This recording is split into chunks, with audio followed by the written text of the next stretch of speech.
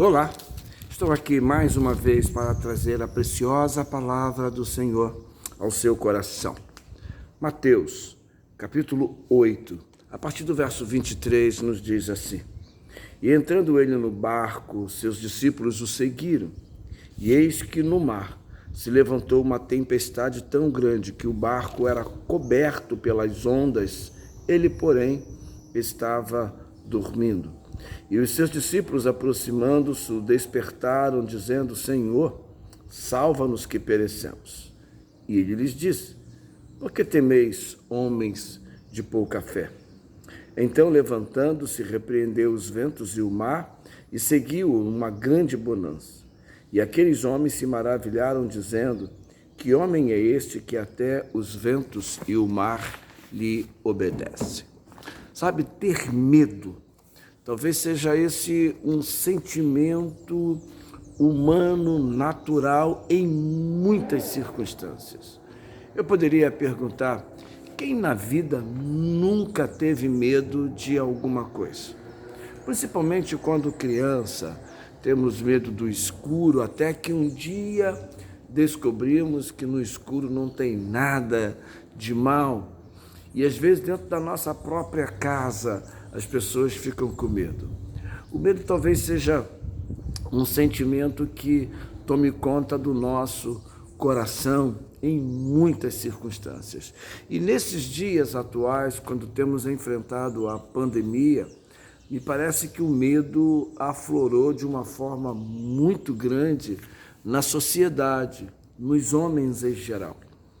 E eu quero trazer para você hoje essa palavra dizendo que nós podemos vencer. E como vencer o medo? Justamente isto que os discípulos demonstram, de certa forma, ao entrarem no barco e irem para um lado com Jesus. Enquanto isso, a bonança acaba e começa a tempestade. Jesus está dormindo. E o que toma conta do coração dos discípulos é o medo. Repare que os discípulos também tiveram medo. E o medo, ele nos impede de avançar. O medo nos impede de avançar. O medo trava o ser humano no ponto onde ele está e ele não consegue fazer nada, não avança. O medo nos faz fracassar, não alcançar os objetivos que sabemos que é bom para nós. Mesmo assim, ele nos faz sentir fracassados. Quantos têm fracassado diante do medo? Não quer fazer uma prova, não quer fazer uma inscrição, não quer fazer uma entrevista, enfim. O medo nos faz fracassar. O medo nos faz tirar a nossa força. A força que é grande e nós descobrimos naquele momento que nós não temos, ficamos sem força. O medo nos faz errar, que é o sentimento de não acertar. E aí erramos e ficamos como que perdidos em nossa circunstância de vida, porque temos medo. Então eu posso afirmar para você que esse é um sentimento que quase todos têm ou já tiveram. Mas é preciso vencer o medo, porque o medo deve ser uma ação transitória e não permanente na nossa vida.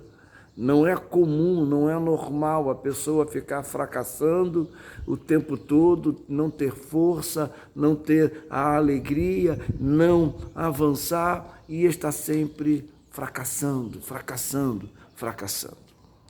É necessário que a gente tenha algumas atitudes com relação ao medo para vencer o medo. A primeira delas, você precisa convidar Jesus para ser o comandante, aquele que vai pilotar a nossa vida, o nosso barco. Estamos num grande mar e precisamos ter Jesus como o guia de nossa vida, o guia da nossa história, o guia de tudo que somos.